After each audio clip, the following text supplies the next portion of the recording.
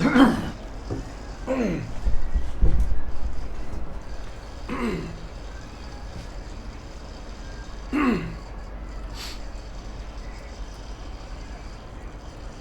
it's Simon Zucchi here, and in this property update, I want to talk to you about what's happening in the UK property market. Now, I'm actually sitting in Dubai at the moment. I'm here for the Dubai PIN meeting, which was a fantastic event.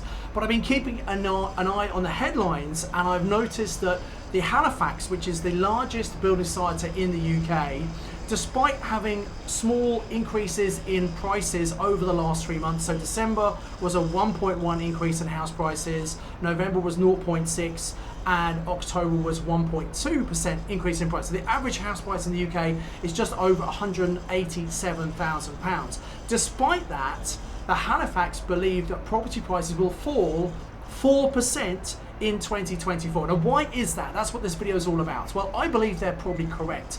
There is a shortage of accommodation in the UK, that's a fact. We have an increasing population, increasing immigration. We need 300,000 new homes every year. We're building nowhere near that. Something like less than 200,000 were built in 2023. However, recently we've seen the interest rates have been slashed.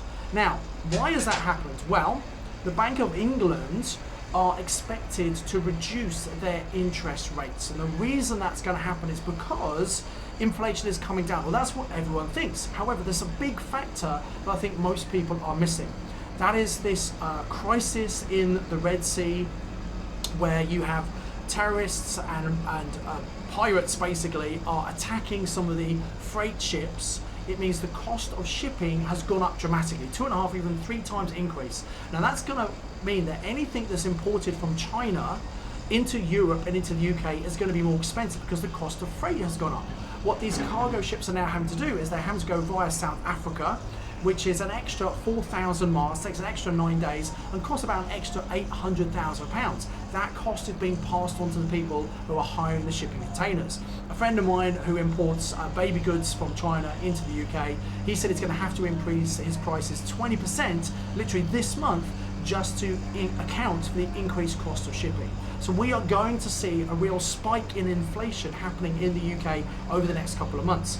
So with that in mind, I don't think the Bank of England is going to be lowering their rates. Now, what happens in January, you've got lenders who need to lend money. That's why there's this interest rate war that's happening. People are bringing down rates. But if you look at all of the headline figures, they're talking about mortgages that are probably residential mortgages, and also they're talking about mortgages being less than 4%, but many of those are 50 and 60% loan to value. So it's not really relevant for us as property investors, where we might borrow something like 75% loan to value.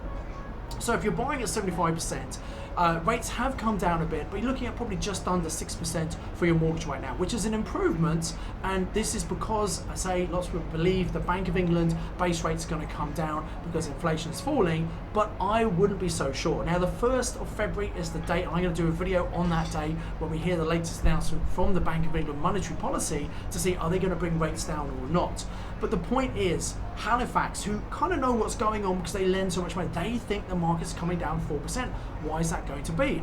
Well, we need to understand that still it's relatively expensive for people who are homeowners to buy properties to show the affordability of the mortgage. It doesn't really stack up for many investors who are trying to do single let properties. Strategies such as HMOs and serviced accommodation, they do stack up for mortgage purposes, but a normal single let doesn't really stack up. So although there might be people who want to buy property, they're finding it very difficult to get financing. The other problem is surveyors at the moment are still down valuing properties despite the 3 months of a slight blip up. If a surveyor comes in and down values it 10%, well, you've got to find a lot more money to buy that property, which people generally don't have at the moment. So all of these factors are coming together, and it means that actually we're probably going to see property prices continue to fall into 2024. Now, how much are they going to fall? No one knows. Halifax have predicted 4%. I think that's probably a realistic estimate. I think we're going to see prices come down a little bit in 2024. I think by the end of 24, certainly in 2025, I think property prices start to go up again because we have all this underlying demand. But when it comes to property price predictions, no one really knows. There are still some people on YouTube say we're going to have a property market crash like we did back in 2008. I don't think we're going to have a property market crash. We're just getting a correction. prices are still higher than they were prior to COVID. My prediction was prices might come back to the pre-COVID rate. We're not quite there yet, but we're going to have to see what happens. My philosophy on this is people sit back and say, we're going to wait until it's the right time to invest. But when is the right time to invest in buy-to-let property? Well, the reality is there's never a best time. There's always going to be some factors that you're not quite sure about. But if you follow my 5 golden rules from my book Property Magic, and you buy property where you know you can rent it out, you've got a good strong rental demand, which is rule number 2, you know you make positive cash flow, which is rule number 3, and you're holding long term, which is rule number 4, it doesn't really matter what happens short term to property prices. If you rent it, you're making cash flow, and you're prepared to hold. So my view is now is a fantastic time to invest. I'm always saying now's a good time to invest as long as you know what you're doing. But right now in 2024, where lots of people are sitting by the side waiting to see what happens, you've got lots of landlords still looking to sell up, now is going to be a great time to acquire property. Now, I use the word acquire rather than buy. You can obviously buy property, which is great, but there are other strategies you can use as well. You can pick up properties from landlords who don't really want the hassle anymore on a rent-to-rent basis. It's a very quick way of generating great cash flow on a property you don't own. The biggest problem with rent-to-rent is at some point you're going to give that property back to the owner.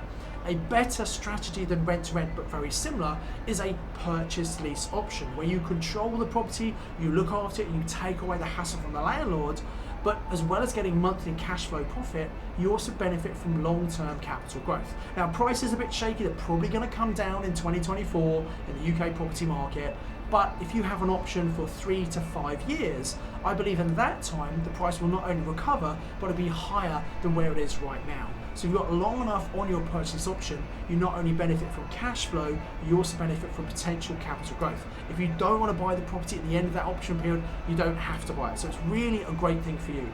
From an ethical point of view, if you don't buy the property, you must make sure you give it back to the landlord in as good as or even better condition when they first gave it to you.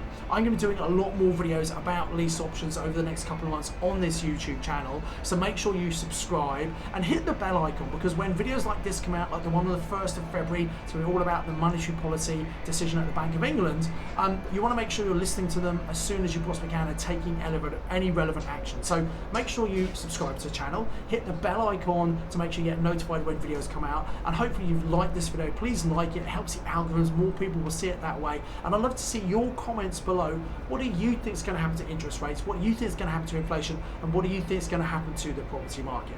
At the end of the day, no one knows what's going to happen, but we can have our best view. But I'd say have an opinion, don't just sit back and don't do anything. You know, you've got to take some action, you've got to get into the market, you've got to be there, you've got to be in it to win it. So I really want to encourage you to get out there. There are some great property deals. If you know how to find them, you know how to negotiate with owners, great deals to be done. If you don't know how to do that, come and speak to us, speak to my team. We can help you. We have lots of training courses to help you find deals, to negotiate true win-win ethical deals for you and also for the motivated seller.